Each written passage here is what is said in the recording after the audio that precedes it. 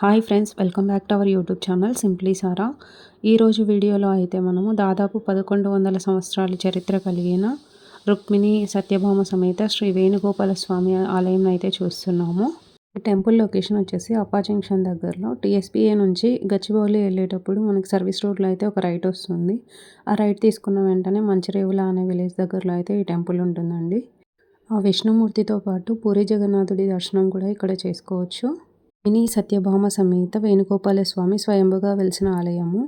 స్వామి వెలిసిన తర్వాత చాణక్యులైతే ఈ ఆలయంని నిర్మించడం అయితే జరిగిందంట. దాదాపు 1100 సంవత్సరాల చరిత్ర కలిగిన ఆలయం అని అయితే చెప్తున్నారు.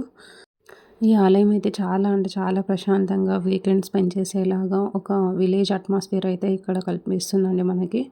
ఈ ఆలయం మొత్తము రాళ్ళతో అయితే నిర్మించారు. చాలా అంటే చాలా ప్రశాంతంగా ఉందండి. దాదాపుగా ఫెస్టివల్స్ అని చాలా బాగా సెలబ్రేట్ చేస్తారంట ఇక్కడ. జూన్లో అలా బ్రహ్మోత్సవాలు ఒక 5 days జరుగుతాయంట. అవి చాలా వైభవంగా జరుగుతాయి అని చెప్తున్నారు.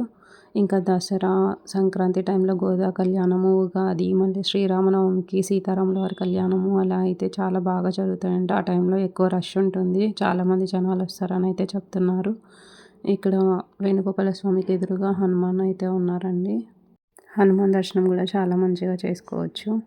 అలాగే విగ్రహాలు కూడా వేణుగోపాల స్వామి, రుక్మిణీదేవి అండ్ సత్యభామ చాలా చాలా చాలా బాగున్నాయండి పురాతన విగ్రహాలు. ఇంత పురాతన టెంపుల్స్లో దర్శనం చేసుకోవడం అన్నది మన అదృష్టం అనే చెప్పుకోవచ్చు.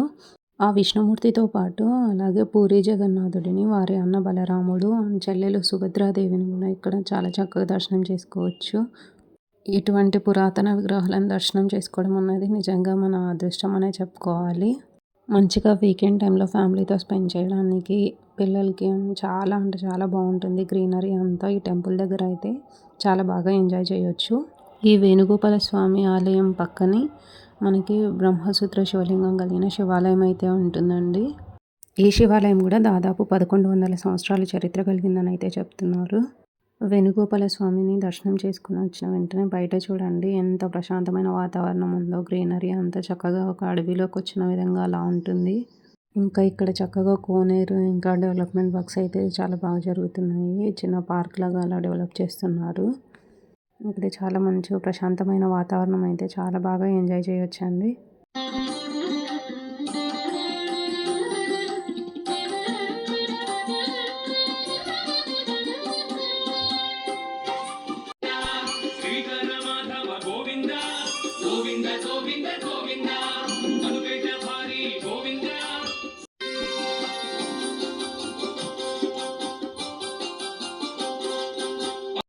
ఆలయంలోకి ఎంటర్ అయ్యే ముందే మనం నాగదేవతను అయితే దర్శనం చేసుకోవచ్చు.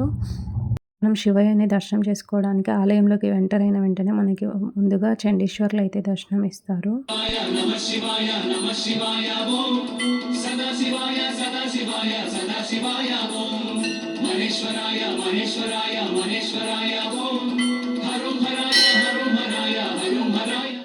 శివయ్యని దర్శనం చేసుకునే ముందే మనం నందీశ్వరుని అయితే దర్శనం చేసుకోవాలి. అదేవిధంగా గర్భగుడి ముందు వీరభద్రస్వామి, సుబ్రహ్మణ్య స్వామి, విజయ గణపతి, కాలభైరవ స్వామిని అయితే దర్శనం చేసుకోవచ్చు. అదేవిధంగా ఈ ఆలయంలో కూడా అందరూ నార్మల్ డేస్లో అయితే వారంతటా వారే అభిషేకం చేసుకొని స్వామివారిని మంచిగా దర్శనం చేసుకొని వెళ్తున్నారు.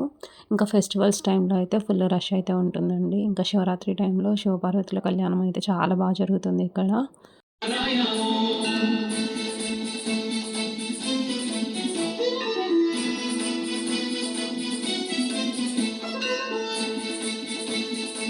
ఓం త్రయంబకం యజామహే సుగంధిం పుష్టివర్ధనం ఊర్వారుకమేవ బంధనాన్ మృత్యోర్ముక్షీయమామృతాత్.